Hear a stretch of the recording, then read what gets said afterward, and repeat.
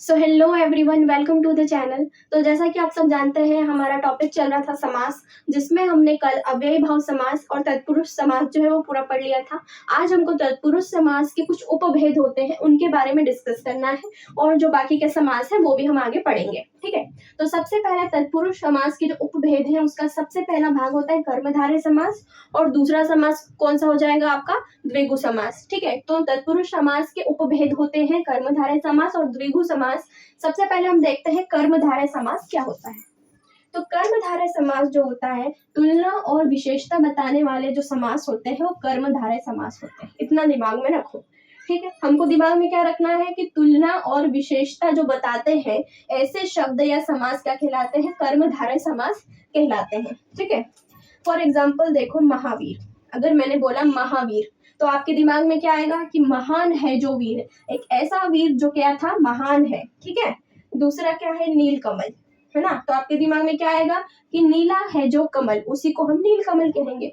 ठीक है, जिसका कमल जो है कैसा है? नीला है, वो होता है नीलकमल। ठीक है, तीसरा है चंद्रमुख। चंद्रमुख, मुख मतलब कि चंद्र के समान मुख, इसमें क्या हुई है? तुलना हुई है। महावीर, महान है जो वीर, यानी कि वीर की विशेषता है कि वो कैसा है? महान है ना। तो इसमें विशेषता भी बताते हैं। और चंद्रमुख, है ना, यानी कि वो मुख जो कि चंदा के समान है, जहाँ पे हमने तुलना करी है, किसी दो चीज को तोलना। ठीक है, यहाँ पे मुख जो है उसको चंदा के समान उसने माना है इस शब्द में कि चंद्र के समान मुख, यानी कि चंदा मामा के समान जिसका चेहरा हो उसको हम क्या बोलेंगे? चंद्रमुख बोलेंगे, है ना।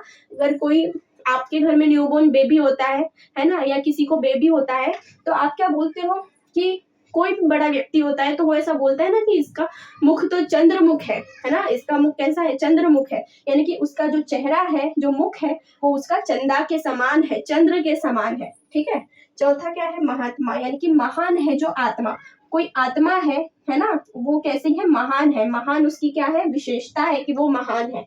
ठीक है, जिसमें तुलना हो या फिर विशेषता बताई जाए, वो आपके होते हैं कर्मधारय समास। ठीक है, अब द्विगु समास को थोड़ा सा देख लेते हैं।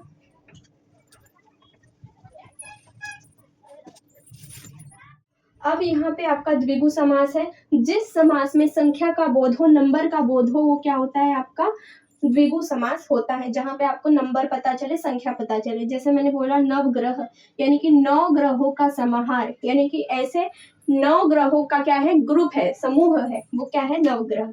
दूसरा है चौराहा, है ना। चौराहा तो आपको पता ही होगा, यानी कि जिसमें 4 रास्ते होते हैं, 4 राह होती है, तो 4 राहों का समाहार या ग्रुप, उसको हम क्या बोलेंगे? चौराहा। ठीक है, पंचमुख, पंचमुख यानी कि 5 मुखों का समाहार। चौथा है चतुर्वेद, यानी कि 4 वेदों का समाहार। समाहार मतलब कुछ नहीं, ग्रुप, है ना, या फिर झुंड, ग्रुप या फिर झुंड, उसको हम क्या बोलेंगे? समाहार बोलेंगे। ठीक है, नंबर पता चल रहे हैं, 9, 4, 5, 4। ठीक है,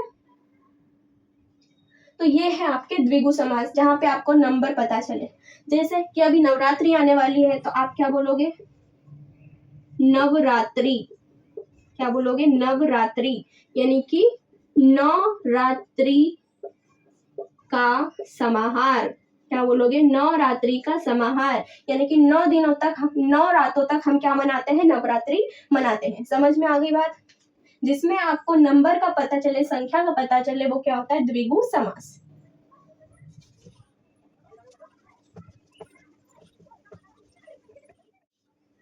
तो ये तो आपके तत्पुरुष समास के उपभेद हो गए।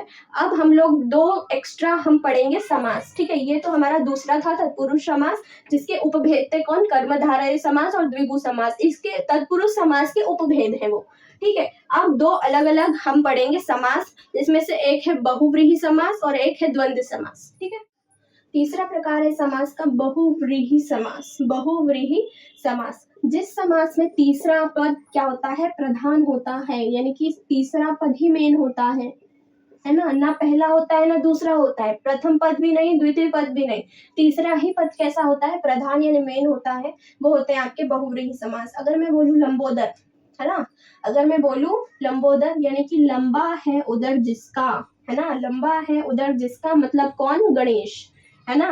लंबा उदर किसका होता है? गणेश जी का होता है, यानी कि न पहला पद न दूसरा पद, कौन सा पद? तीसरा पद ही क्या हो? प्रधान हो। चतुरानन, अगर मैं बोलूँ चतुरानन यानी कि चार है आनंद जिसके, क्या है, चार है आनंद जिसके अर्थात ब्रह्मा, ठीक है। तीसरा है नीलांबर यानी कि नीला है अंबर जिसका, नीला है अंबर जिसका मतलब अर्थात श्री कृष्ण, है ना। चौथा है वीणा पाणी यानी कि वीणा है जिसके हाथ में, जिसके मतलब जो सरस्वती माता, जिनके हाथ में क्या होती है, वीणा होती है ना, वो कौन है, सरस्वती। तो देखो मतलब यहाँ पे ना पहला पद प्रधान है न दूसरा पद, यहाँ पे न पहला पद न दूसरा पद, यहाँ पे तीसरा पद ही क्या है, प्रधान है, सबसे मेन है ना। वीणा पाणी यानी कि वीणा जिसके हाथ में होती है, कौन, सरस्वती, ठीक है। सरस्वती माँ के हाथ में क्या होती है, वीणा होती है। तो ये है आपके बहुव्रीहि समास जिसमें ना पहला पद प्रधान हो ना दूसरा पद प्रधान हो, यहाँ पर आपका तीसरा पद ही क्या होता है, प्रधान होता है, ठीक है।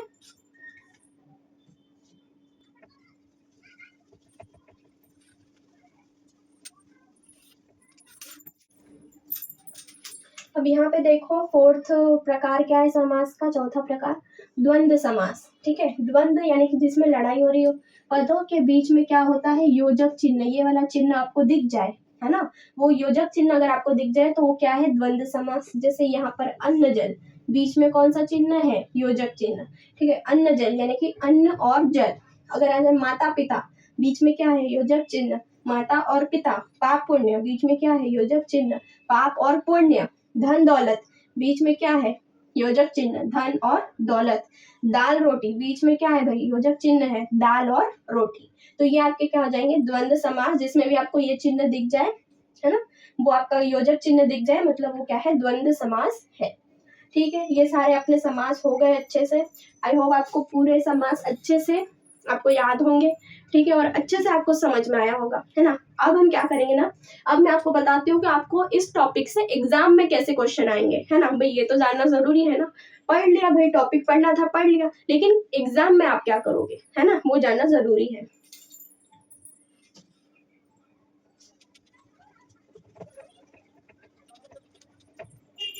अब यहाँ पे देखिए क्वेश्चन हम करेंगे समास के। जैसे कि पहला क्वेश्चन है आजकल, अभी हमने पढ़ा कि बीच में योजक चिन्ह आ जाए तो कौन सा समास हो जाएगा आपका, द्वंद्व समास, द्वंद्व समास, ठीक है। जैसे ये त्रिभुज है, त्रिभुज यानी कि तीन भुजाओं का समूह या फिर समाहार, ठीक है, वो क्या हो जाएगा, त्रिभुज। तो ये कौन सा हो जाएगा आपका, जिसमें संख्या का पता चलता है, यानी कि द्विगु समास, ठीक है। तीसरा भी वैसा ही है, चतुर्भुज यानी कि चार भुजाओं का समाहार या फिर समूह, ये भी कौन सा हो जाएगा, द्विगु समास, ठीक है। अब चौथा है नील गाय, नील क्या गाय यानी कि नीली है जो गाय, नीली है जो गाय, ये कौन सा हो जाएगा आपका, कर्मधारय समास। कौन सा समास, कर्मधारय समास।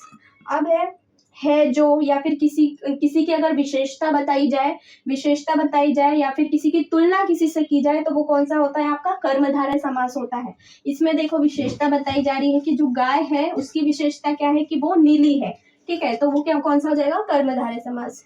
नीलांबर है ना, यानी कि नीला है अंबर जिसका, नीला है अंबर जिसका मतलब कौन, तीसरा ही पद जिसमें प्रधान होता है, जैसे कि कृष्ण। नीला है अंबर जिसका, वो किसका होता है, नीलांबर किसको कहा जाता है, श्री कृष्ण को कहा जाता है। पंचपात्र, पंचपात्र यानी कि पांच पात्रों का समाहार, ये कौन सा हो जाएगा आपका, द्विगु समास, जिसमें आपको संख्या का पता चलता है। अब ये जो दूध रोटी है ये बहुत ही सिंपल है, ये आप मुझे कमेंट सेक्शन में लिख के बताना, ठीक है।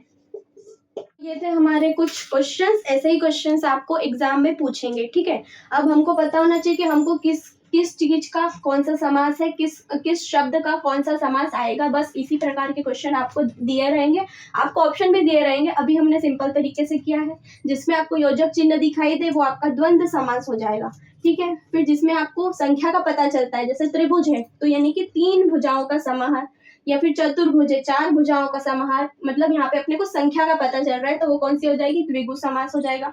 नील गाय यानी कि नीली है जो गाय, इसमें गाय की क्या है, विशेषता बताई जा रही है कि वो नीली है ना। विशेषता बताई जाए या तुलना की जाए किसी से तो वो क्या होती है, कर्मधारय समास में आ जाएगी। नीलांबर यानी कि नीला है अंबर जिसका, किसको कहा जाता है नीलांबर, श्री कृष्ण को कहा जाता है, ठीक है। फिर पंचपात्र, पंचपात्र 5 पात्रों का समाहार। अब जैसे कि नीला, नीलांबर यानी कि नीला है अंबर जिसका, ये कौन सा है आपका, बहुव्रीहि समास है। कौन सा है, बहुव्रीहि समास, ठीक है। जिसमें तीसरा ही पद प्रधान हो वो कौन सा है, बहुव्रीहि समास। अब छठा है पंचपात्र, इसमें भी आपको संख्या का पता चल रहा है, 5 पात्रों का समाहार, यानी कि ये भी द्विगु समास हो जाएगा। अब ये बीच में योजक चिन्ह है, ठीक है। तो आप ये मुझे कमेंट में बताना कि इसका क्या आएगा, कौन सा समास इसमें आएगा, ठीक है।